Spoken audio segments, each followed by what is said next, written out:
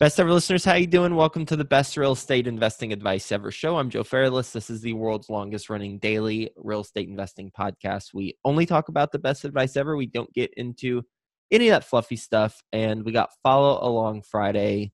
We've got some updates from Theo and myself, and these are updates as it relates to what we've learned so that we can apply those lessons to real estate investing and hopefully help you out, make your journey a little bit smoother and a little bit more profitable. So how do we want to start it out today? So I'll start. As I mentioned last week, I was going to visit a potential property that I've been underwriting in person and visit the comps. And so I want to just kind of talk about how I approached, kind of my thought process behind approaching it and what I did when I was there, and then what I plan on doing moving forward. Mm-hmm. So people can kind of, pull some things from that and apply it to their business when they're visiting potential properties. So this time, this is my second or third property I'm looking at. This is the second time I've looked at the property and all the comps. The first time I looked at all the comps first and then the actual subject property. This time I did the reverse. I started at the subject property, and my idea was to look at the comps and say, okay, so when I'm taking my notes for each one, say, what do I have to do to the subject property to make it look like this? So that way, when I go back, I can look at the rents of the comp and be like, okay, it's going to cost me, estimate whatever to make it to this property, and I'll be able to raise the rent by this many dollars per square foot. So that's what I did. Went to the property. So it's a 292 unit deal. It's very, very, very close to the University of Southern Florida, less than a mile away. Charlie Strong. Yeah, and it actually used to be. Wait, what did you say, Charlie Strong? What is that? yeah. I knew you said yeah, but you didn't know what I said. The football coach for the Bulls. Okay. And so the property itself is very interesting because it used to be 3 separate apartments, and then a company bought them all up and then kind of made them look the exact same. So there's kind of 3 of everything. So there's 3 pools. There's 3 like dog park areas. 3 pools for 300 units. Yeah, because it used to be 3 different properties. So each property had its own pool. Okay, right. So that was one thing that was interesting, and it's going to make it a little bit more of a costly on an ongoing basis, and to updating 1 pool, you have to update 3 pools. Well, you wouldn't keep all 3, right? Yeah, we get rid of at least 1. Yeah, and so the current owners had initiated a value add of 10% of the units, mm-hmm. and they did premium upgrades. So they did like granite countertops, new floors, new vanities in the bathroom. Very nice looking units. But the problem is that the market itself is pretty low income. So the median income in the market is $29,000. Is it walking distance to campus? So there's actually a leasing consultant that was there, and it's technically within walking distance, but the crime rate is so high that I don't think many people are walking that far into this market. I didn't know that. What's the town that University of South Florida is in? So it's near Temple. I think it's in Temple Terrace. Temple Terrace. Okay. So what happened is you drive up. So you're driving to the property from where we live, and you drive by the campus. The campus is obviously very, very nice. And then and then on the left side, there's pretty nice retail. Mm-hmm. But then you continue on, and then once you get to the end of campus, like that next road over gets like is not a good area at all. And the further you go, the worse it gets. And so the subject property is right when you enter this kind of bad area, and then all the comps were further in. And so when we first looked at the subject property, like, oh, this is a really nice looking property. The area is a little bit sketchy, but when we drove in, there was new development apartments. There's a new apartment. I thought it was new, but I guess they just did a bunch of upgrades. Mm-hmm. I guess a corner, like on the corner. But then all the comps were further in, and it was like super uncomfortable driving them, just because of the area. But just because of the area, the types of people that are walking around, and so that was something that was very concerning. And that, combined with the median income, makes us concerned about how high we can actually raise the rents. And So that was one kind of main concern. Another concern we had is we know how much they want to sell it for, which it doesn't. And I know that it's not what we're going to base our purchase price on. But we just have an understanding of, okay, we need to be close to this number for them to entertain the offer. But it looks like they based the price off of fully renovated. Yeah, well, a fully renovated building. Yeah. Yeah. So all the sales comps that they have were all properties they looked at, and they're all done already. Yeah. I was confused, and so the seller's expecting about $80,000 per door, but that's again based off of the property being upgraded already. So which you would have to do. Exactly. Yeah. And then the exteriors, and so the market leader is at $1.35 per square foot in rent, and the subject property is at $1.11 per square foot. But for this market leader, like the exteriors were in like perfect shape. Mm-hmm. Whereas for this property, there was a lot going on. It seemed like almost everything needed to be addressed in some form or fashion. The fence around the entire property needed to be replaced, which is, going to be a pretty hefty expense. You have to remove one of the pools. It's one of those garden style properties that have the two stories, and it's got the doors up front, and so you kind of walk up the stairs on the outside to get up to the second floor, and there's railings going across, and all of those are in horrible shape and need to be replaced. Half the roofs need to be replaced. Over 75% of the HVAC would need to be replaced. You need to do all new landscaping. You need to rebrand the property. So there's a lot going on, and if they're trying to sell it at a price that's based off of all that work being done, it's just going to be impossible for the numbers to make sense. Is it in the bidding process right now? The call to offers is in 3 weeks. Okay. Well, so what's happened with us before is we've had a seller give a whisper price to us via a broker. So the broker had the listing but hadn't gone to market yet. Mm-hmm. And we said, no, thank you. Why don't you take that to market and see what you can get for it? Because the price that you have right now in your mind, in our opinion, is not the market value for it. It was they were way higher than what it should have been. And lo and behold, they went to market, and we ended up buying it for. Actually, no, we are going to buy it for the price that we originally, actually less than the price than we originally had discussed. So they might have a price now in mind, that $80K a door, but when they get in offers, the market will dictate what the true value is, and then you might be able to get the property at the actual valuation versus it being being paying the premium for it. That's what I'm thinking too. And again, I don't have experience buying an actual property and like understanding, okay, so I'm talking to a broker, here's what they said beforehand, but here's what actually happened. But just from like the feeling I've gotten from talking to the broker, I feel like that's probably what's going to happen. Just because the first time I talked to him, the call to offers were going to be, this is last week. He's like, oh, we're going to have the call to offers in the next week. I'm like, oh, okay, well, I need to make sure we see this tour this property, pretty soon. And then I talked to him. So I was supposed to go visit the property on Tuesday or yesterday, and he had to reschedule. I was like, okay. I'm like, when did the call to offer it again? He was like, oh, calls to offer probably be in like 3 weeks. And then when I was talking to the leasing consultant, she was saying how people had toured the property before, but when I was talking to the broker, it made it seem like people really weren't. And he was like, he was wording it. And it's good. It's been him trying to sell me, but he was wording the way he was talking to me was like, let's make this deal work. We'll get another property, we'll visit it, and then we'll make this deal work for you. And so I thought that was interesting. And I was like, okay, well, now I don't have to worry about being anxious about submitting an offer at my price, even though he already told me he wants 23.5.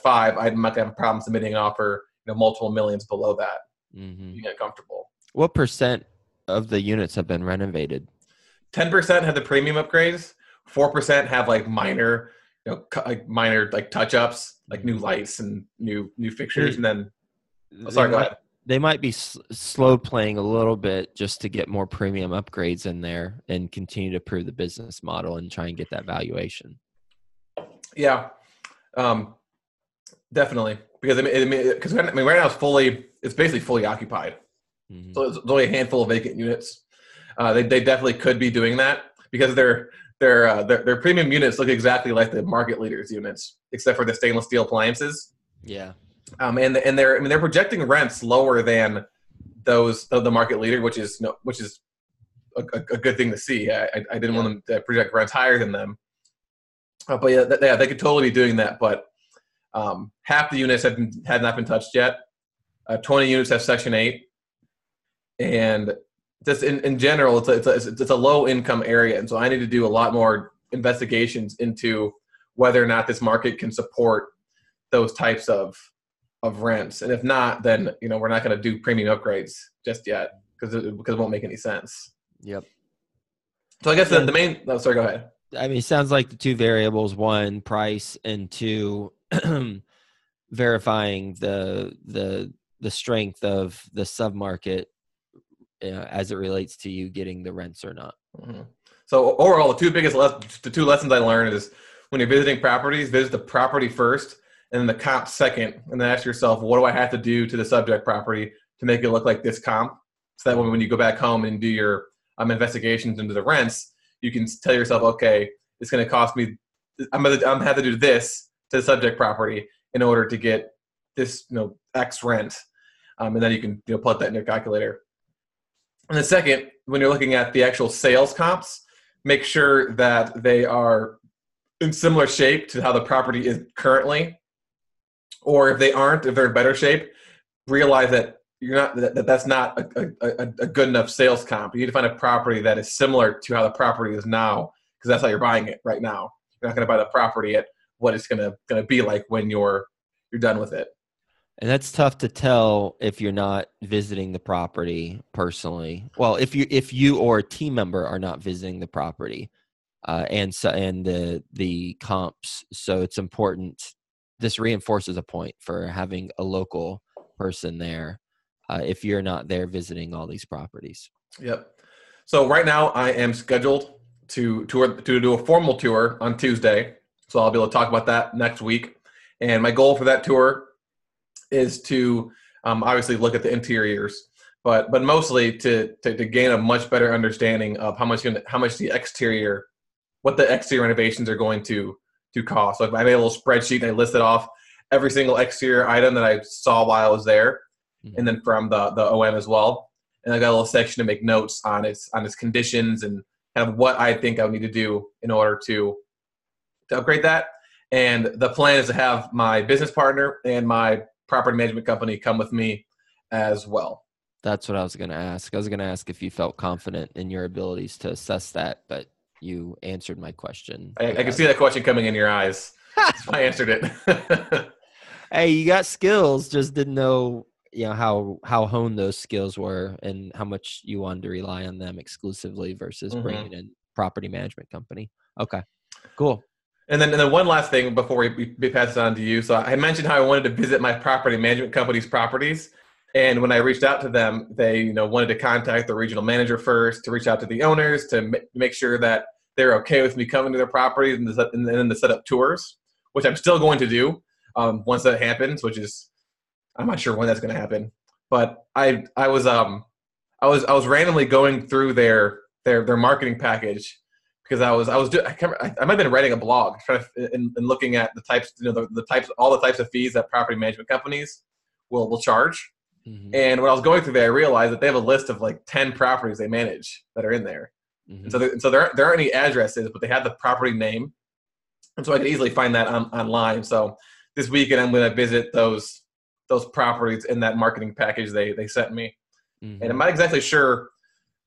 I'm not 100% sure what I'm going to do right now. I'll know going in, and then I'll talk about kind of my approach next week and how that went.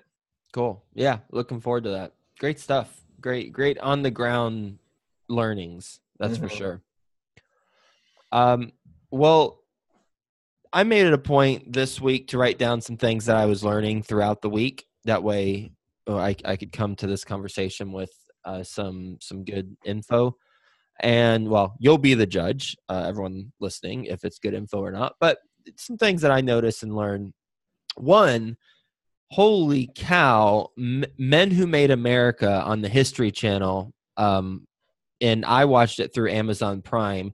If you have not seen that and you're a real estate entrepreneur, which is everyone listening to this podcast right now, tonight, go to Amazon Prime or however you find this series and watch Men Who Made America. I mean, have you seen it, Theo? I haven't, no. Oh, man, you're missing out, and you won't miss out because you'll go watch it tonight. Because it goes through in a linear fashion how America was made through the skill sets and entrepreneurial efforts of a handful of men. Now, obviously, men and women were involved in Make America, but this show just focuses on 5 or 6 men. And I've only gotten to, Vanderbilt. And then from Vanderbilt, it was Rockefeller. And then from Rockefeller, now it's Carnegie. And, Carnegie, they all overlap, or some of them overlap a little bit. And now we'll go into others in the future episodes. But the reason why it's so valuable is to watch the different challenges that each of them had to come across, and how they came from nothing. Most of them came from nothing. I mean, Carnegie did an apprenticeship with someone, and at the age of 12, and he missed out on school and everything else because he had to put food on the table for his family. J.P. Morgan actually did not come from nothing. His dad was well off, but J.P. Morgan bet it all on Thomas Edison and the light bulb and electricity, and how he was conducting electricity, and his father didn't approve of that, and J.P. Morgan went all in on it and eventually ended up founding General Electric.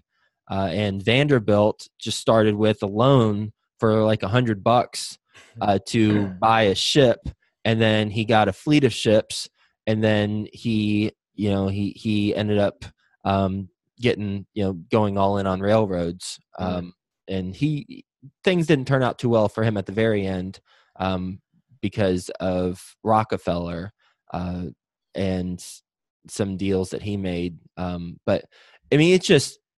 My jaw is open watching this show. That's how how impressed I am because of the way they pivot. That's what's so it's inspiring to watch how they got to where they're at in terms of their beginnings, but it's more interesting to me to watch how they pivot when they need to pivot.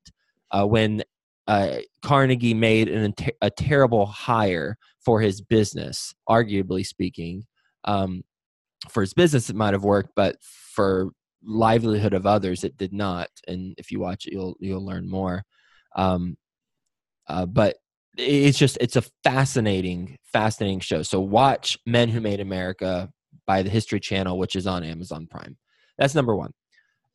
Number 2 is I learned some things while attempting to start a fire in our fireplace this week, and it reminded me of real estate entrepreneurship.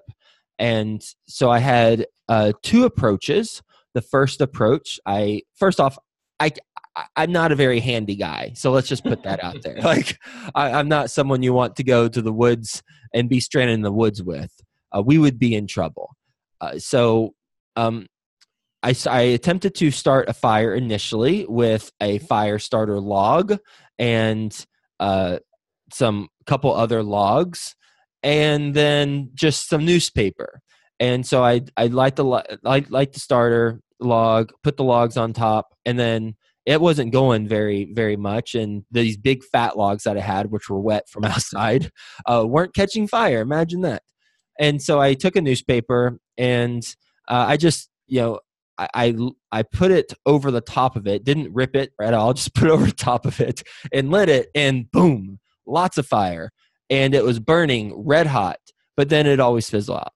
And I did it again, and then it fizzle out. And then I did it again, and fizzle out. And I was like, wait a second, this is not working. So then I did, I took the fire starter log, kept it, had some logs on top, and then put little sticks down there too.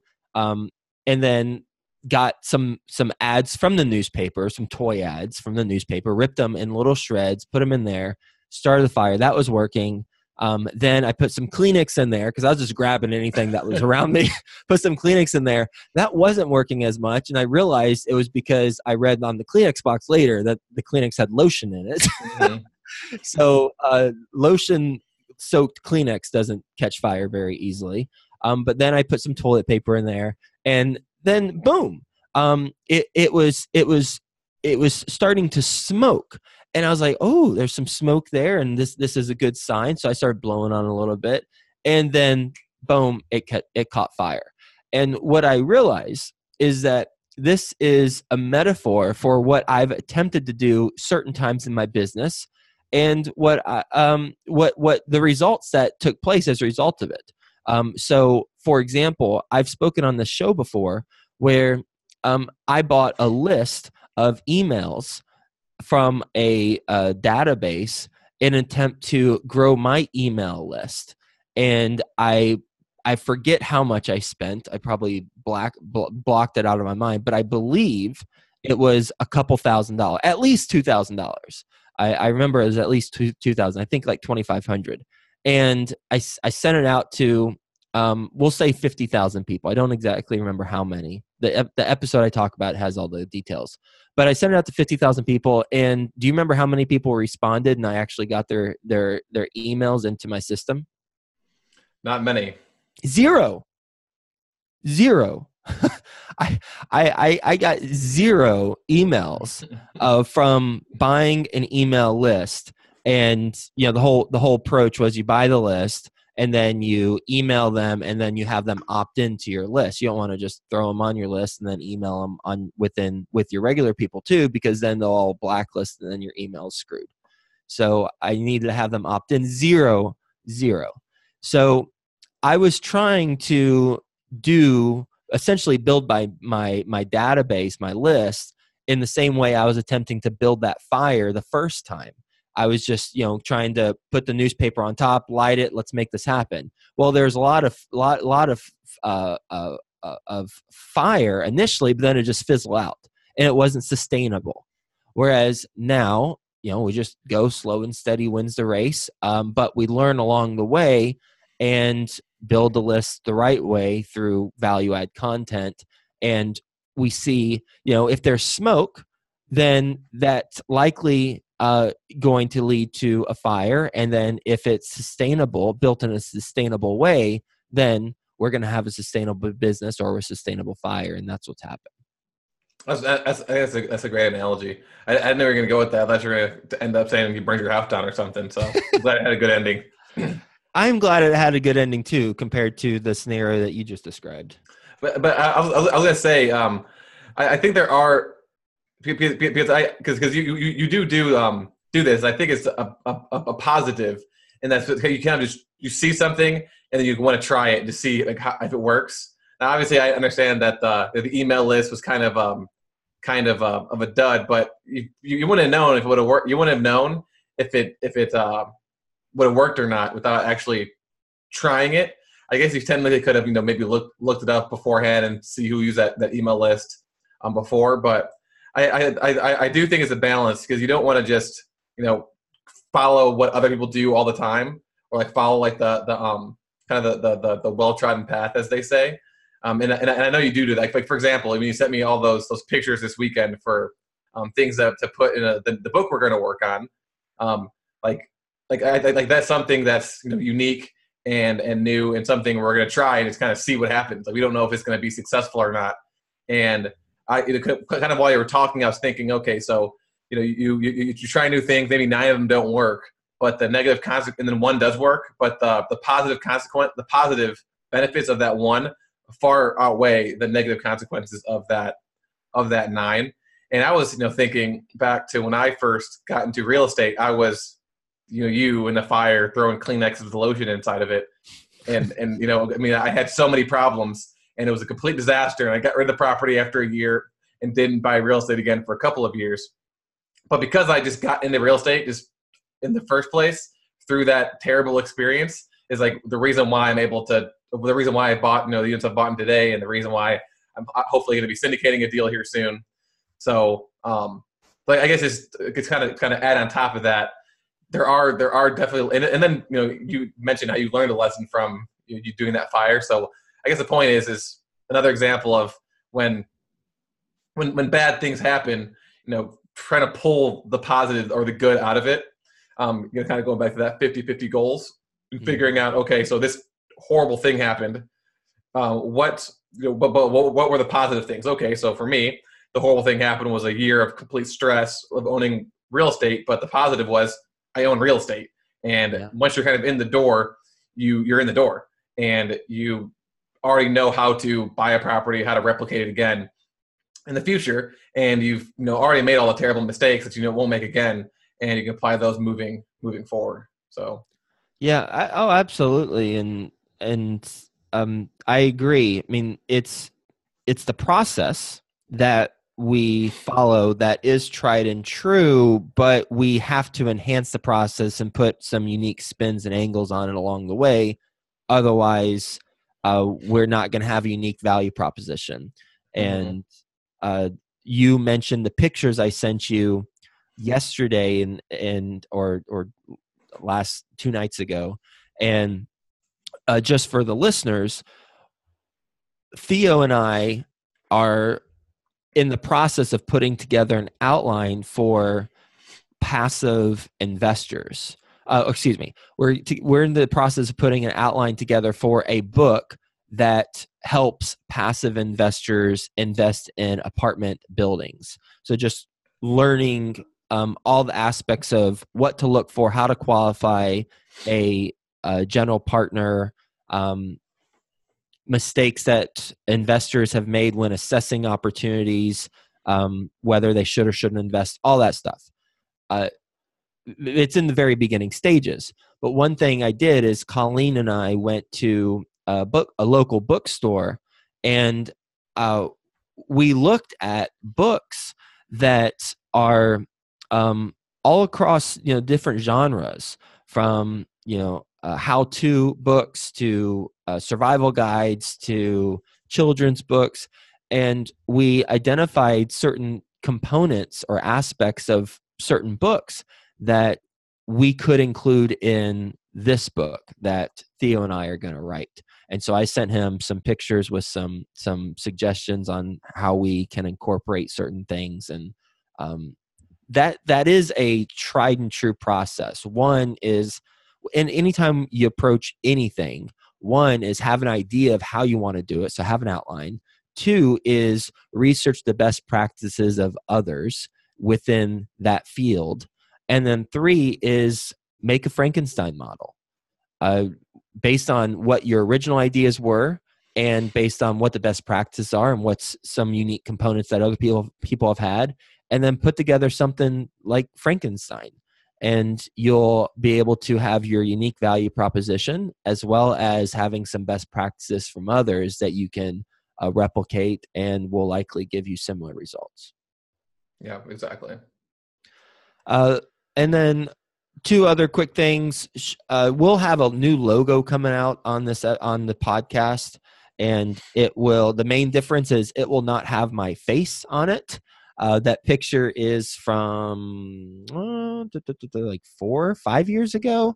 So, I've seen some people like on TV, and then I see them in person, and I'm like, wait a second, you're not that same person. I just don't want anyone to have that reaction to me. And now we do this on video and stuff, so people see my face if they want to see my face in more real time. But I figure it'd be better not to have my face on the podcast for that reason. I think it's just better. Plus, building a brand. I don't want it to depend just on me. I want to be larger than me.